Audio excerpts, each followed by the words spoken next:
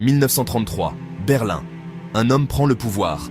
En 2 mois, il détruit toutes les limites constitutionnelles, par le chaos quotidien, la propagande totale, la manipulation des masses. 6 ans plus tard, le monde entier est en guerre.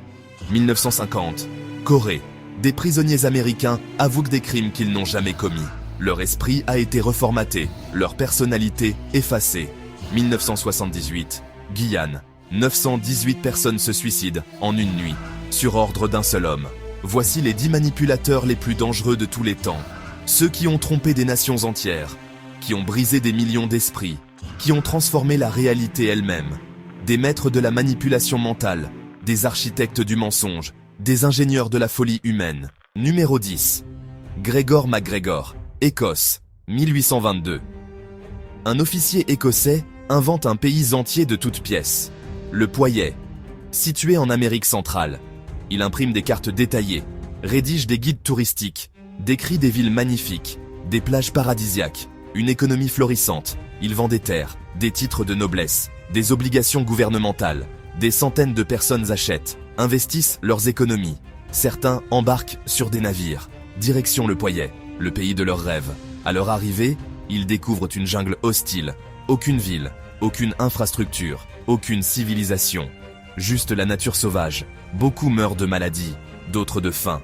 Les survivants rentrent en Angleterre. Ruinés, brisés, traumatisés.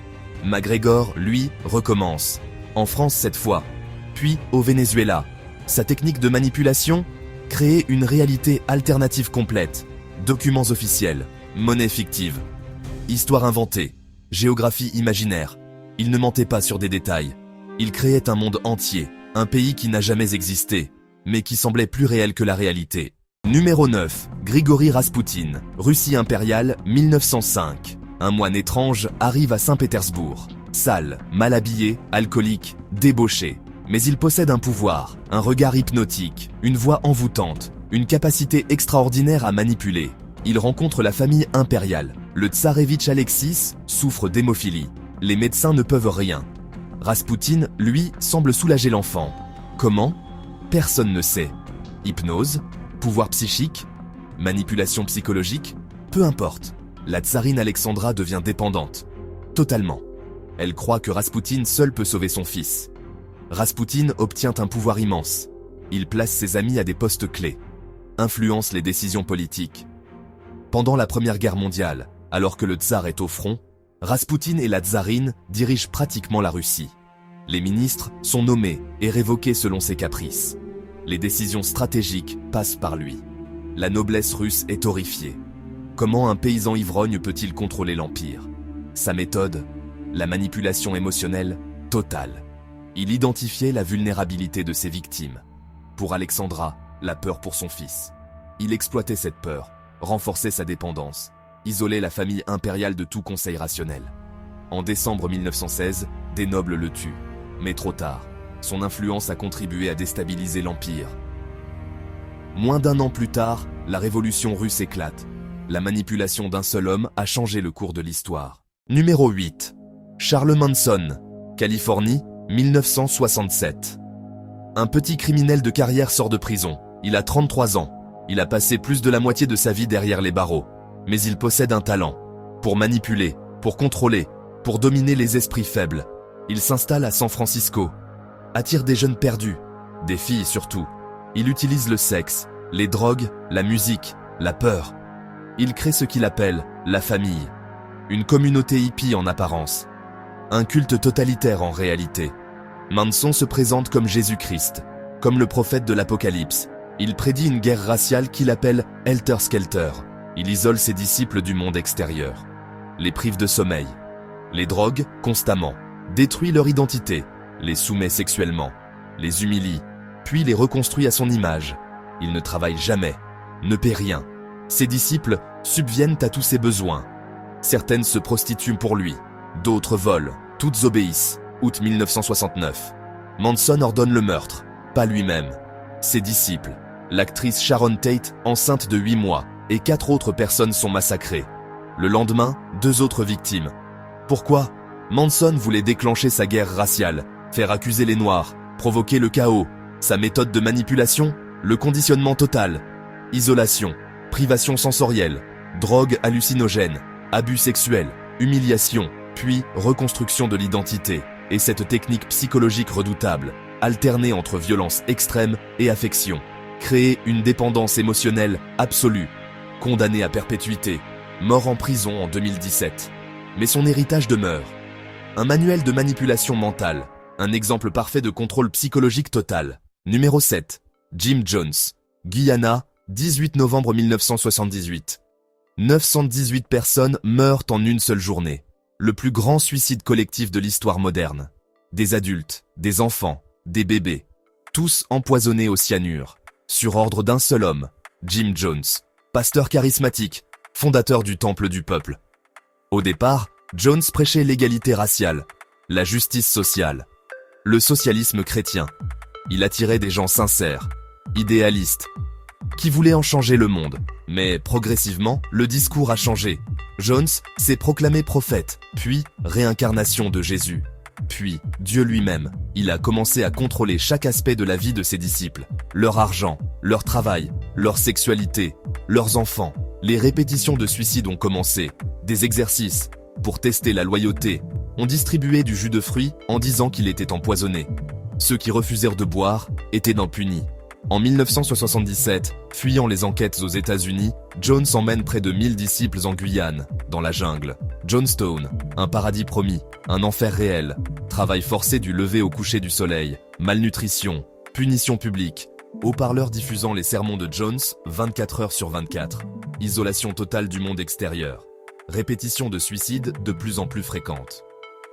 Quand le congressman Leo Ryan vient enquêter en novembre 1978, Jones ordonne son assassinat, puis décrète le suicide collectif. Cette fois, ce n'est pas un exercice. 918 morts, dont 304 enfants. La méthode de Jones, isolation géographique, privation de sommeil et de nourriture, répétition obsessionnelle de sa doctrine, destruction des liens familiaux, punitions publiques humiliantes, alternance entre terreur et fausse affection. Et cette technique finale redoutable, normaliser l'idée du suicide collectif. Par la répétition, transformer l'impensable en acceptable, puis en inévitable. Le plus grand manipulateur religieux du XXe siècle. Numéro 6. L. Ron Hubbard, Californie, 1950. Un auteur de science-fiction raté publie un livre, Dianétique, la science moderne de la santé mentale. Le livre promet de guérir toutes les maladies mentales, tous les traumatismes, de libérer le potentiel humain illimité. C'est du charlatanisme pur, mais c'est brillamment écrit. Mélange de psychologie pop et de science-fiction. Le livre devient un best-seller. Hubbard crée ensuite l'église de Scientologie. Pourquoi une église? Pour les avantages fiscaux?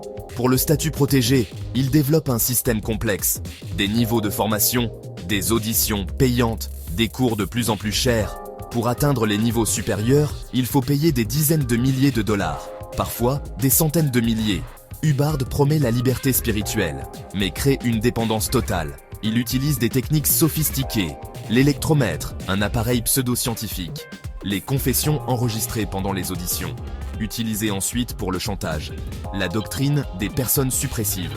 Quiconque critique la scientologie, famille, amis, ils doivent être déconnectés, coupés de toute relation. Hubbard a aussi créé un service de renseignement privé, le Guardian's Office, pour espionner les critiques, infiltrer les gouvernements, détruire les opposants. Dans les années 1970, la scientologie a mené la plus grande infiltration d'organisations gouvernementales de l'histoire américaine. Opération Snow White. 5000 agents scientologues ont infiltré 136 agences gouvernementales dans 30 pays, volant des documents, plantant des preuves, discréditant les critiques. Hubbard a passé ses dernières années caché, paranoïaque, mort en 1986. Mais son église continue, avec 1 milliard de dollars d'actifs, des célébrités recrutées, un système de manipulation perfectionné sur 70 ans. Sa méthode? Créer un système graduel, des petits engagements au début, peu coûteux, peu exigeants, puis augmenter progressivement. Les coûts, les exigences, l'isolement. Une fois que les gens ont investi temps et argent, ils sont piégés. L'effet d'escalade de l'engagement. Plus on a investi, plus il est difficile d'abandonner. Hubbard a transformé cette faille psychologique en empire. Numéro 5. Shoko Asahara, Japon, 1995. Le 20 mars, aux heures de pointe, 5 hommes montent dans le métro de Tokyo. Il porte des paquets. À 8 rangs précises, il perfore ces paquets avec des parapluies. Un liquide s'écoule, du gaz sarin, un agent neurotoxique mortel, 13 morts, 6000 blessés, certains aveugles à vie, d'autres avec des lésions cérébrales permanentes. Qui a ordonné cette attaque? Shoko Asahara, fondateur de la secte Aum Shinrikyo. Asahara était presque aveugle dès l'enfance. Petit, gros, complexé. Il a fondé une école de yoga en 1984, puis affirmé avoir atteint l'illumination. Il a créé Aum Shinrikyo, la vérité suprême, un mélange de bouddhisme, d'hindouisme, de christianisme et d'apocalypse. Asahara prédisait la Troisième Guerre mondiale. Seuls ses disciples survivraient. Il attirait des gens intelligents, des scientifiques, des ingénieurs, des médecins. Il utilisait des techniques sophistiquées de contrôle mental. Méditation intensive, privation sensorielle, drogues hallucinogènes administrées comme sacrement, électrochocs présentés comme purification. Il construisait aussi des armes, chimiques, biologiques, même nucléaires. Le plan d'Asahara, provoquer l'apocalypse lui-même, tuer des millions, s'emparer du pouvoir dans le chaos. L'attaque au sarin était juste le début. Après l'attaque, 200 membres ont été arrêtés. Asahara a été condamné à mort, exécuté en 2018. Mais la secte existe toujours, sous d'autres noms, avec des milliers de membres. Sa méthode?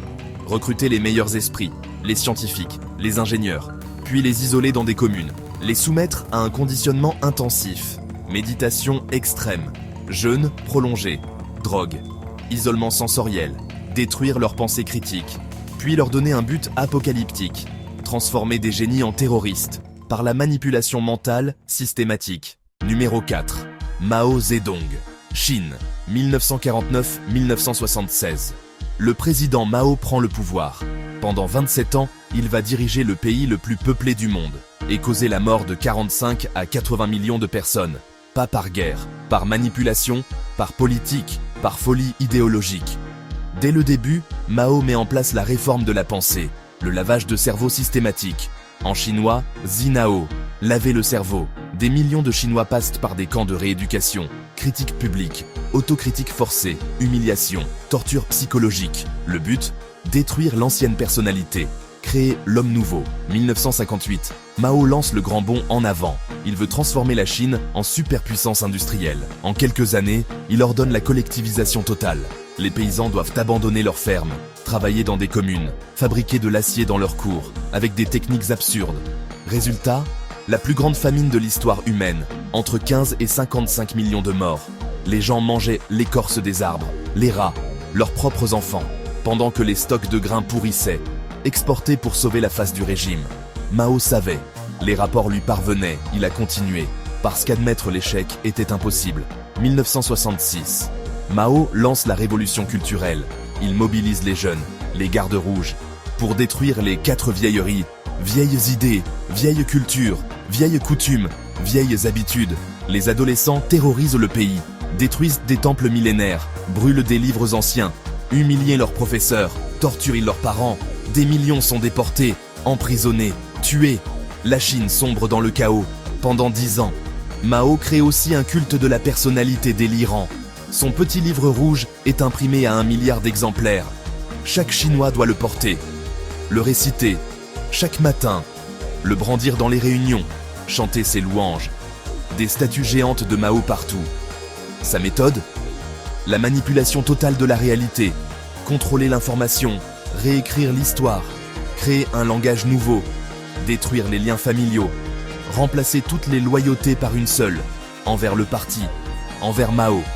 Et cette technique redoutable, mobiliser les masses les unes contre les autres, jeunes contre vieux, étudiants contre professeurs, enfants contre parents, diviser pour régner, à l'extrême, le plus grand manipulateur de masse de l'histoire. Numéro 3.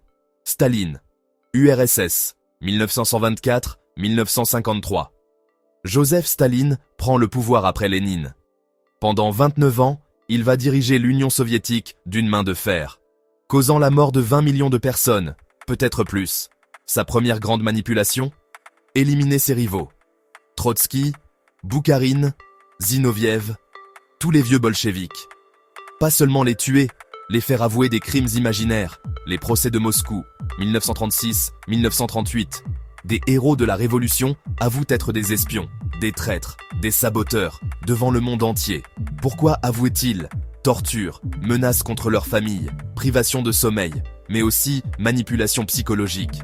Certains croient sincèrement servir le parti, en avouant même des crimes qu'ils n'ont pas commis, le lavage de cerveau parfait. Staline crée aussi un culte de la personnalité massif. Il est le petit père des peuples, le grand guide, le soleil de l'humanité. Son nom dans des chansons, des poèmes, des villes rebaptisées, Stalingrad, des usines, des rues, des montagnes.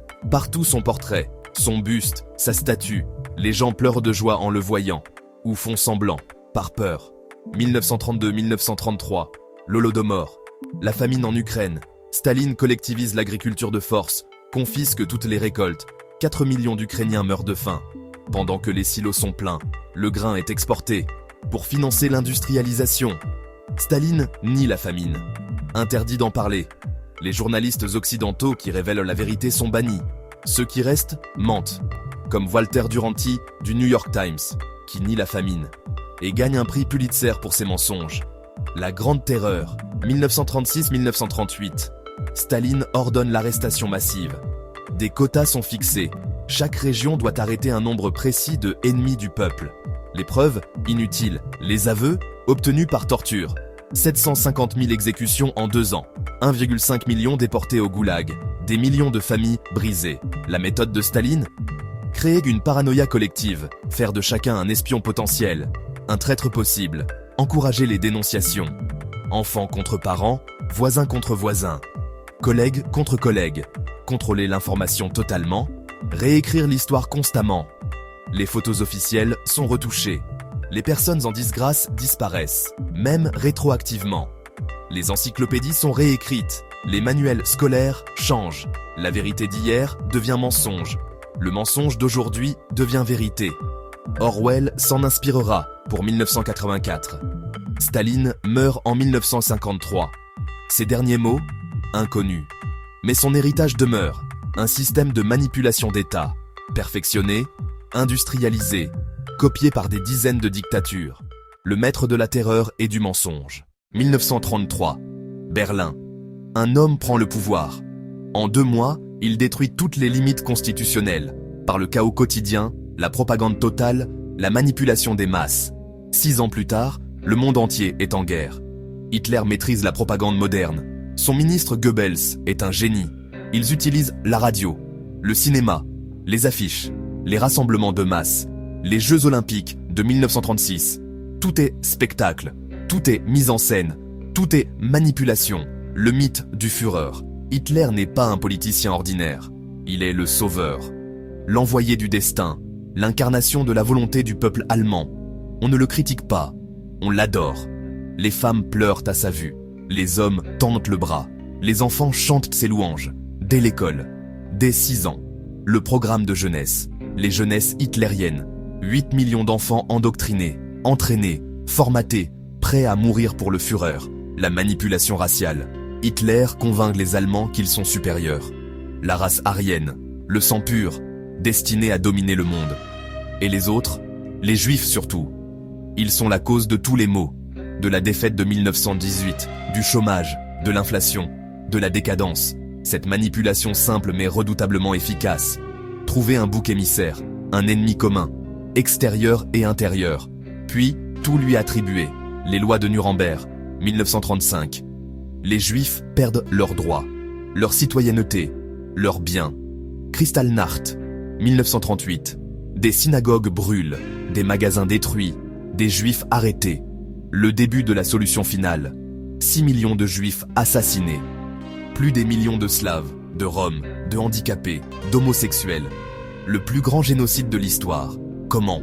En déshumanisant les victimes d'abord, en les présentant comme des parasites, des sous-hommes, des dangers, pas des personnes. La méthode d'Hitler? Utiliser la crise, créer un ennemi, offrir une solution simple, exploiter les émotions, la peur, la colère, l'humiliation nationale, promettre la grandeur, la revanche, la pureté, contrôler totalement les médias, créer un spectacle permanent, faire de la politique un show, émotionnel, irrationnel, hypnotique, transformer la démocratie en dictature, légalement, avec le soutien populaire. Hitler n'a pas pris le pouvoir par un coup d'État. Il a été élu, puis il a détruit le système de l'intérieur. En 12 ans, il a détruit l'Europe, causé 60 millions de morts, créé l'Holocauste, avant de se suicider dans son bunker. Le 30 avril 1945, l'incarnation du mal, le symbole éternel de la manipulation politique. Numéro 1. Joseph Goebbels. Le maître de la propagande, le ministre du mensonge, l'architecte de l'illusion nazie. Sans lui, Hitler n'aurait peut-être jamais réussi. Goebbels rejoint le parti nazi en 1924. Il est intelligent, cultivé, docteur en littérature, mais amer, aigri, complexé par son physique, petit, boiteux, pas à rien du tout. Il compense par le fanatisme, par le talent, par le génie de la manipulation. Hitler le nomme Gauleiter de Berlin en 1926, puis ministre de la propagande en 1933. Goebbels crée un ministère tout-puissant, 1300 employés, des départements spécialisés, presse, radio, cinéma, théâtre, musique, littérature, art, tout est contrôlé, tout est coordonné, tout sert le régime. Sa première grande opération ? Le boycott des magasins juifs, 1er avril 1933, puis l'autodafé. 10 mai 1933, 20 000 livres brûlés. Sur la place de l'Opéra à Berlin, des œuvres de Einstein, Freud, Marx, Kafka, Hemingway, tout ce qui contredit l'idéologie nazie. Goebbels crée aussi la Chambre de la culture. Pour être artiste, journaliste, écrivain, il faut adhérer. Les juifs sont exclus, les opposants bannis. Seuls les fidèles peuvent d'Azouï s'exprimer. La radio devient son arme favorite. Le Volksempfänger, le récepteur du peuple. Subventionné, peu coûteux, dans chaque foyer allemand, diffusant la propagande 24 heures sur 24. Les discours de Hitler, les émissions de Goebbels, la musique patriotique, les informations manipulées, le cinéma aussi. Goebbels finance des films de propagande, le juif sus, le triomphe de la volonté de Riefenstahl, des films qui glorifient dans le régime, diabolisent les ennemis, conditionnent les masses. Kristallnacht, novembre 1938. Le plus grand pogrom de l'histoire allemande. Organisé par Goebbels, des centaines de synagogues brûlées, des milliers de magasins détruits, 30 000 juifs arrêtés. Le prétexte ? L'assassinat d'un diplomate allemand par un jeune juif polonais. Goebbels transforme un acte isolé en crise nationale, en justification pour la violence de masse. Sa technique ? Les 10 règles de la propagande. Simplifier, trouver un ennemi unique, grossir et défigurer, orchestrer et répéter, utiliser les mythes préexistants, créer l'unanimité. Pendant la guerre, Goebbels intensifie. Chaque défaite devient victoire, chaque retraite devient tactique, chaque bombardement devient crime ennemi. Stalingrad, une épopée héroïque, le débarquement en Normandie, bientôt repoussé, la vérité n'existe plus. Seule la propagande compte. 18 février 1943, le discours du Palais des Sports, le plus grand moment de Goebbels, après la défaite de Stalingrad. Il demande au peuple allemand, « Voulez-vous la guerre totale ?» 15 000 personnes hurlent « Oui !» Debout, bras tendus, en transe. Goebbels a transformé une défaite catastrophique en mobilisation fanatique, par la seule force de la rhétorique. 1945. Berlin est encerclé, le Reich s'effondre. Hitler se suicide le 30 avril. Le lendemain, Goebbels empoisonne ses 6 enfants. Helga, 12 ans. Hildegard, 11 ans. Helmut, 9 ans. Holdin, 8 ans. Hedwig, 6 ans. Heidrun, 4 ans. Puis il se suicide avec sa femme Magda. Son dernier acte de manipulation, tuer ses propres enfants, plutôt que de les laisser vivre dans un monde sans nazisme. Sa méthode ? Contrôler totalement l'information. Créer une réalité parallèle, répéter, simplifier, émotionner, jamais raisonner, identifier l'ennemi, le diaboliser, créer des symboles puissants, visuels, sonores, émotionnels, faire de la politique un spectacle, un show permanent, où la vérité n'a pas sa place, seulement l'émotion, seulement la passion, seulement la manipulation, le plus grand propagandiste de tous les temps, l'homme qui a prouvé qu'on peut tromper des millions, par le mensonge systématique, par la manipulation totale, par la négation de la réalité elle-même. De la Russie à l'Allemagne, de la Chine au Japon, de la jungle de Guyane au métro de Tokyo. Ces hommes ont prouvé une chose terrifiante. L'esprit humain peut être manipulé, reformaté, détruit et reconstruit. Certains ont utilisé la terreur, d'autres la séduction, certains la propagande de masse, d'autres l'isolation totale. Mais tous avaient le même but, le contrôle absolu. Abonne-toi maintenant pour découvrir d'autres histoires qui révèlent la face sombre de l'humanité. Active la cloche. Et dis-moi en commentaire, quel manipulateur t'a le plus choqué? Ils ont vendu des pays imaginaires, contrôlé des empires, créé des génocides, provoqué des suicides collectifs, reformaté des millions d'esprits. Leur technique? Simple mais redoutablement efficace. Isoler, répéter, simplifier, émotionner, trouver un ennemi, créer la peur, offrir une solution, détruire la pensée critique, remplacer la raison par l'émotion, la vérité par l'illusion, la liberté par la soumission. Bienvenue dans la folie humaine, bienvenue dans le monde des manipulateurs de masse, bienvenue dans l'histoire de ceux qui ont trompé des nations entières.